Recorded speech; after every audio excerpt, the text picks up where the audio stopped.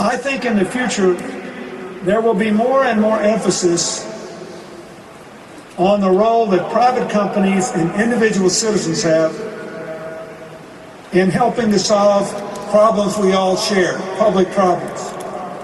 The rise of non-governmental organizations in the last 15 or 20 years has been staggering. That is, not-for-profit groups trying to do public good. In the United States alone, there are more than 1 million of these groups, half of them formed since 1995. And that's what this cooperation group is here with your students.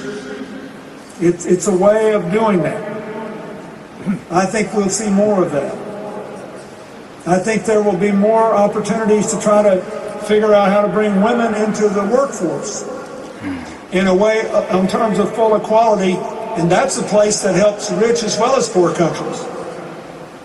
At a recent summit of the Asian Pacific Cooperation Group, Secretary of State Clinton, who had her last day in office yesterday, referred to a report by Goldman Sachs in America, which said that reducing barriers to women in business in the U.S. to full equality would increase our GDP by 9%, 13% in the Eurozone, and 16% in Japan. So we need to think about how we can have public-private partnerships and non-governmental groups to do that. I am very grateful for Amway's commitment on this. A lot of you know that Amway Japan's corporate social responsibility agenda includes building community houses. And I'm going to let Mark talk about that. I know he's going to talk about that in a minute, but I want to say how much I appreciate what this company does for children in the United States and how much I appreciate what they have done in Haiti to support the efforts. There will always be a gap between what the private sector can produce and what the government can provide. Non-governmental actions, charitable giving, specific projects can fill that gap and can be innovative in trying, as I said earlier when we were talking backstage, to try to do things faster, cheaper, better. To build the world of the 21st century we want, there was the more growth, more broadly shared prosperity, less inequality,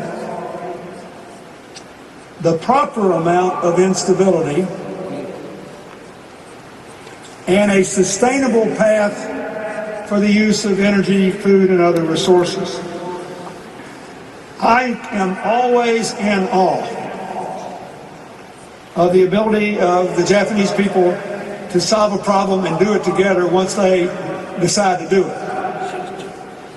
I spend an enormous amount of my time, and this is my last example, in the U.S. dealing with our #1 public health problem. Our children have gained too much weight, they eat too much sugar and bad foods, they don't exercise enough, and it's causing horrible problems with diabetes and other conditions.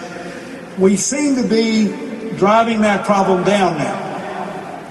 My foundation negotiated agreements with the soft drink industry and with people providing food in our schools that it will improve the diets of 30 million children.